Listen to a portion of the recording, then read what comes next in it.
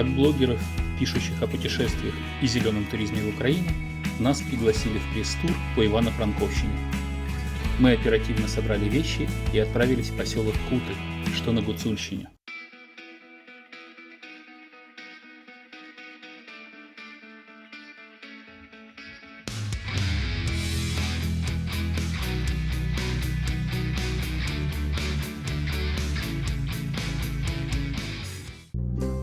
Поскольку мы ехали через Ивано-Франковск, то заглянули на чайок к губернатору області. Можливо, навіть це долучення інвестицій. Помимо обсуждения развития зеленого туризма на Гуцульщине, мы успели перезнакомиться с другими участниками пресс-тура, ну и селфи с губернатором запилили.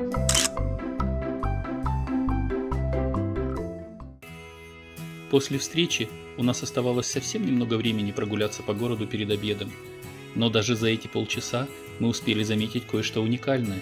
Это был памятник Ивану Франко, который стоял на улице Ивана Франко в городе Ивано-Франковске. Такого литературного бинго мы ранее не встречали. Если вы знаете вторую такую достопримечательность в мире, то напишите в комментариях. А мы пока отобедаем в Надии, одном из лучших ресторанов Ивано-Франковска. И, кстати, это будет не единственная Надия в нашем путешествии, но всему свое время. А пока самое время рассказать про человека, чьим именем назван фильм «Григорианские каникулы». Это Григорий Тамюк, он же Гриша, он же Гриня, он же человек, пригласивший нас к себе в гости, чтобы иметь возможность при помощи журналистов и блогеров поделиться красотами своего гуцульского края с читателями, зрителями и подписчиками социальных сетей.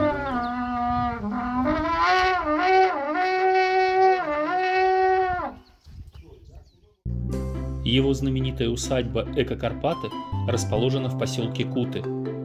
Сказать, что садыба Григория при первом знакомстве удивляет, это ничего не сказать. Досмотрите этот фильм до конца, чтобы по-настоящему впечатлиться. А мы пока познакомим вас с интересностями, которые увидит приехавший сюда турист. Программы, которые предлагает своим гостям Григорий, просто неимоверны. Благодаря парку полноприводных машин и команде профессиональных водителей мы забирались на высоченные горы, форсировали реки и успевали за день посетить несколько удаленных друг от друга локаций.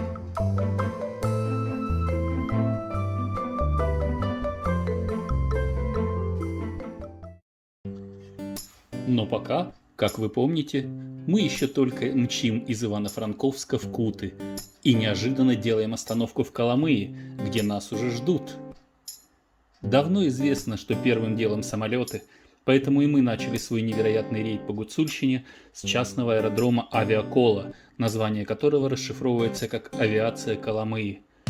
В небе здесь заправляет летчик АС Табанюк Игорь Петрович, а на земле раздает команды его супруга Оксана. Аэродром, откуда часть нашей делегации будет сегодня летать над Карпатами. Нам провели экскурсию по аэродрому, рассказали о том, как развивается малая авиация в Украине. Игорь Петрович оказался таким рассказчиком, что сложно было оторваться от его историй про службу, путешествия и даже падение в Гималаях, где его искали в течение 6 суток. Понятно, что при этом приходят люди, просят прокатить. Вот для того, чтобы активизировать и показать, вот катают для того, чтобы популяризировать авиацию и привлекать как можно больше людей. Потому что Правильно. В Словакии говорят, если тебе 18 лет, за тебя нет летных прав, то ты не мужчина. А кульминацией встречи стала возможность полетать вместе с этим человеком-легендой.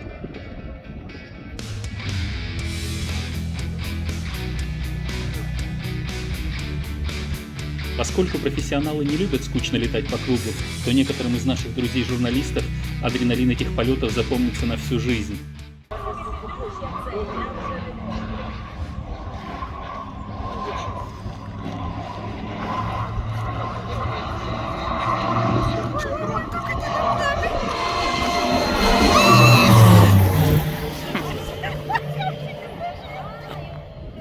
Игорь и Оксана – настоящие патриоты своей Коломыи. Они проводят здесь авиафестивали и катают туристов.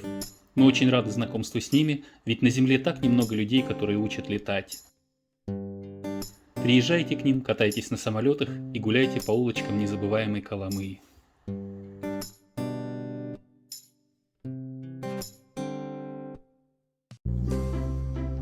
Мы сделали именно так. И после полетов сразу же отправились исследовать город. Прошлись по пешеходному центру, удивились огромной писанке. Мы прибыли в Коломыю и сейчас находимся возле музея писанок. У меня за спиной красивая клумба с тюльпанами. Ну и вот эта знаменитая писанка. Поснимали малышей, которые выходили из церкви одетые очень нарядно, ведь в Украине был день вышиванки.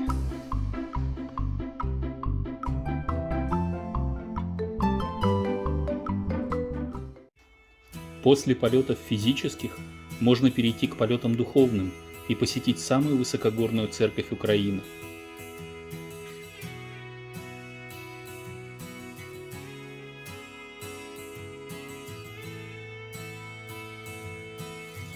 Садитесь на внедорожник в сады БЭК Карпаты и начинайте свой путь наверх.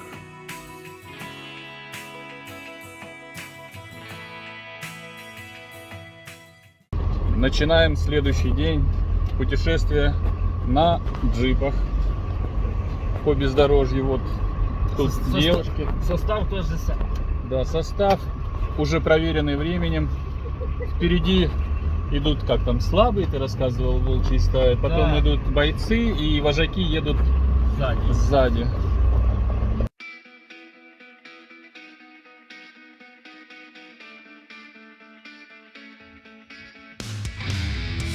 Дорога будет непростой. Вертикальные подъемы, бездонные обрывы. Повороты тут дерзкие. Лужи, глина и корни деревьев. Но поверьте, результат стоит всех этих испытаний.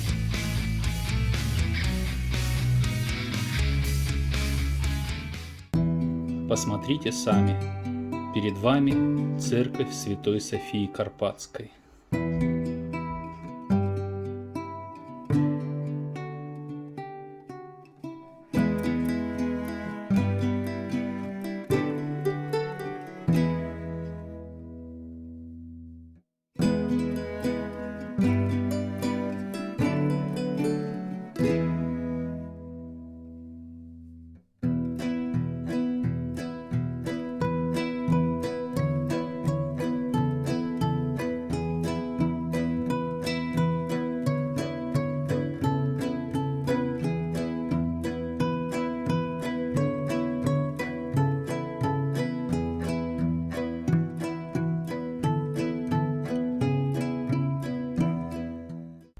Любителям духовных практик можно опробовать погружение в колокольный звон. Здесь находится несколько колоколов разных тональностей, которые своим звуком очистят самую сложную карму. Тут чиста енергетика. В цій церкві жодного разу не було занесено тіло покійника, тому вона є чистою церквою. Тут прекрасно хрестити дітей, проводити весілля – це назавжди. Для того, щоб відчути енергетику гір і для того, щоб почистити свою енергію, ви можете дзвонити в ці колокола. Вони чисті і вони звільняють вас від негатива. Дивіться, як потрібно робити. Ви стаєте по центру колокола, відтягуйте, але не відходите, а просто відтягуйте сам колокол, сам ударник і робите так.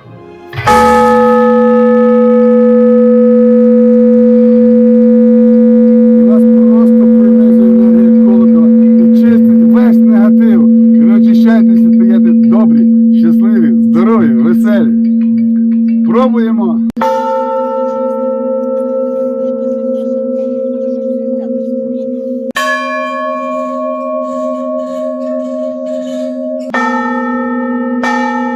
После таких процедур остается только летать.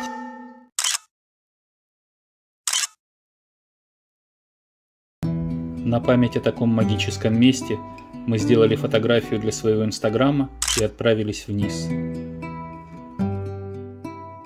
При спуске на склоне заскочите в сыроварню, чтобы купить свежайшего подкопченого сыра, а для гурманов там варят вурду, вареный сыр, который итальянцы завистливо называют рикотта. Спустившись с горы, мы направили свои стопы, а вернее протекторы, в сторону села Красник, где нас уже ждал, угадайте кто, святой отец Юрий, который рассказал нам о чудодейственном источнике святого Пантелеймона, который лечит многие болезни и дарит людям позитивную энергию.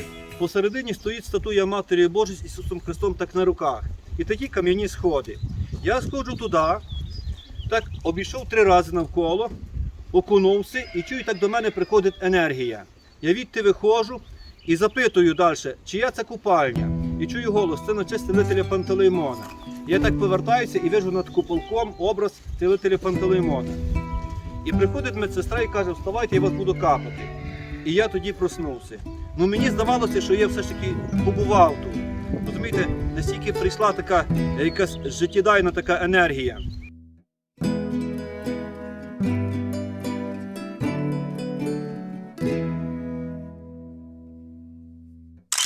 Кому-то было достаточно попить и умыться целительной водой, а кто-то не сдержался и залез в 8-градусную купель.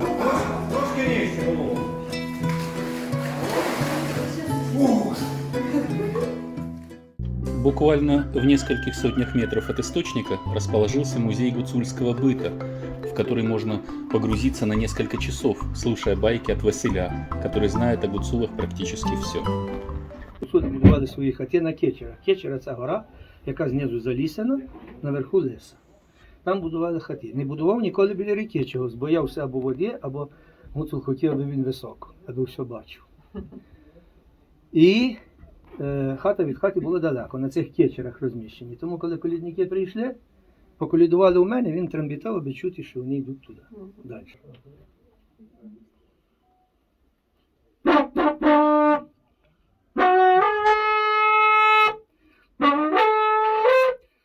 Но Красник знаменит не только источником и музеем. Здесь регулярно собираются смельчаки, готовые покорить на рафтах своенравный и непредсказуемый черный черемош. 7 вечера, но мы не останавливаемся, впереди нас ждут рафты. Поскольку смелости нам занимать не надо, к рафтингу мы были морально готовы. Сегодня отправляемся в заплыв на рафтах. Капитан команды присутствует. Так что давайте увидимся на воде. Организаторы этого приключения – база Карпаты. Ребята имеют большой запас спецодежды и оборудования. Запас одежды настолько большой, что гидрокостюм по размеру нашелся даже для меня. Нет, это не я. И это тоже не я. А вот это уже я.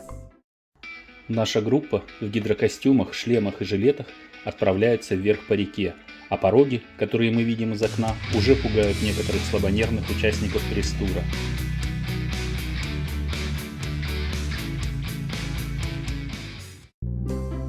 Пусть вас не смущает то, что мы гребем веслами, сидя на берегу. Это была только тренировка.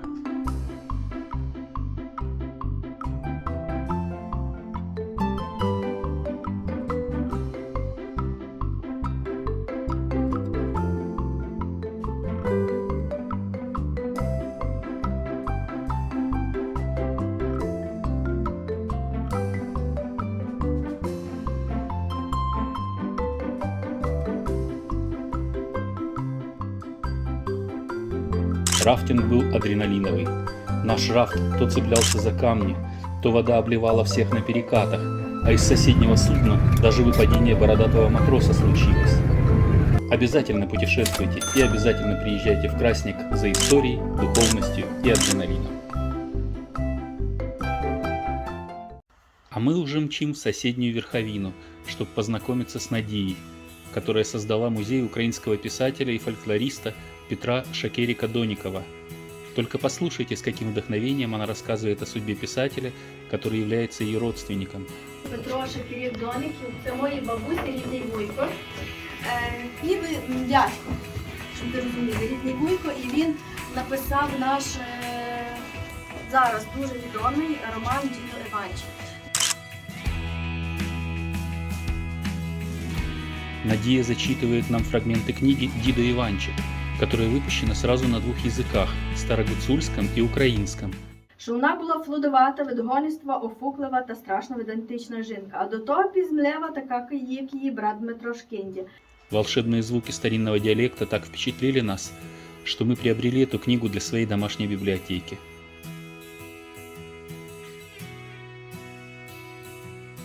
Здесь же, у Надійки, каждый гость может стать гуцулом, одевшись в аутентичные наряды, которые собирает и сохраняет этот небольшой, но очень добрый музей. Даже просто, проезжая Верховину, выделите полчаса, час и загляните сюда к Надии, которая вкладывает в музей свои силы и свою душу. Когда мы зачарованно выходили из музея, организаторы пресс-тура побаловали нас дегустацией.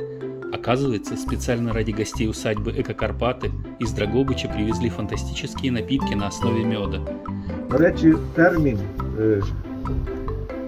медовий місяць походить якраз з України, і він означає те, що коли люди тільки заручини об'являли, їх інтенсивно згодовували медовими напоями для того, щоб було здорове потомство. Мы дегустировали, да не вы дегустировали. На наш вкус самым незабываемым напитком оказался тот, что с вишней. Не забывая о большой политической миссии нашего пресс-тура, мы отправились на встречу с руководством Верховины.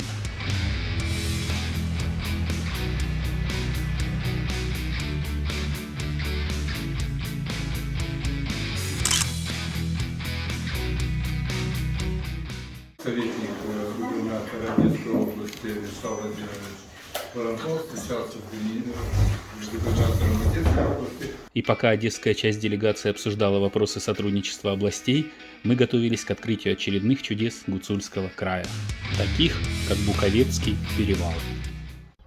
Дорогие друзья, записываем очередное включение с невероятного места. Сделали специально небольшую паузу, чтобы можно было показать вам красоту, которая нас окружает сейчас. Обязательно путешествуйте. Недалеко от перевала находится знаменитая Терношорская лада, которую древние считали образом Матери Земли, а рядом расположен водопад Терношорский гук. Мы его скорее бы назвали не водопадом, а водоскатом, поскольку уровень падения воды здесь невысок. Ценность этой природной достопримечательности в другом.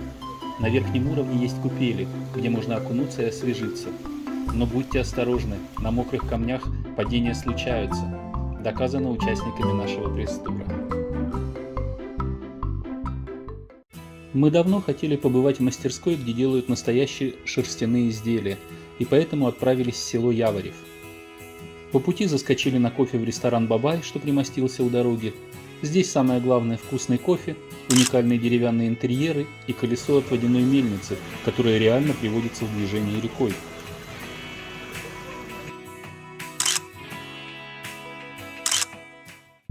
И вот уже мы, как молодые подмастерья, слушаем рассказ Светланы Павлюк, которая сберегает и развивает промысел изготовления теплых и пушистых изделий.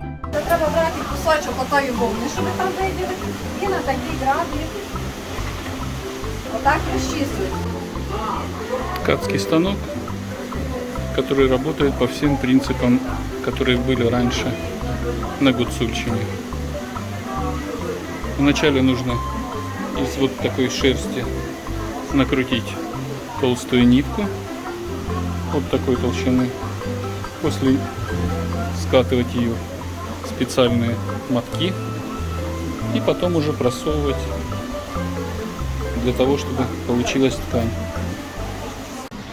Впервые в жизни пробую работать на ткацком станке. Работа будет несложная, надо взять вот эту ляду и придавить ее просто. Оп.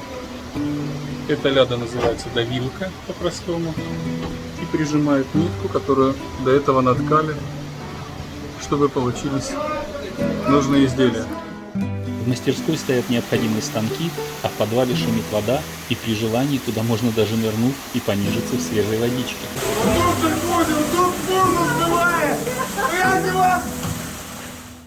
После было село Космач, где мы были на ярмарке ремесел, посетили эко-отель «Бутинар», были на камне Довбуша, были в музее Довбуша и даже встретились с головой Космача. Благодаря такому изобилию интересностей мы сделаем отдельный фильм про это самобытное и разнообразное село. А сейчас возвращаемся в Садыбу, которая на несколько дней стала для нас родным домом. То, что здесь можно вкусно поесть и комфортно выспаться, не главное для гостей усадьбы. Здесь самое притягательное – это коллекции, которые собраны хозяевами за много лет. На каждом этаже вас ждут неожиданные экспонаты, картины, портреты, исторические персонажи, животные, множество сувениров. Когда ходишь по усадьбе, кажется, что находишься в музее. И тут неожиданно узнаешь, что музей тут тоже есть.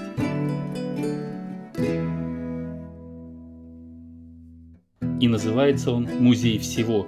В нем собрано действительно все, что приглянулось Григорию во время его путешествий по миру.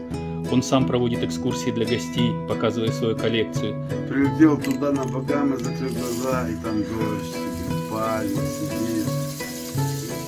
Пошла, ты уже там сидишь,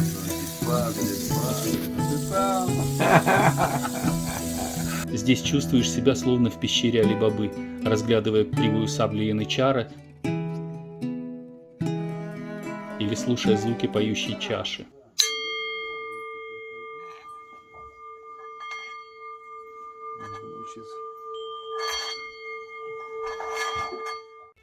Обязательно посетите поселок Куты, где находится эта фантастическая усадьба.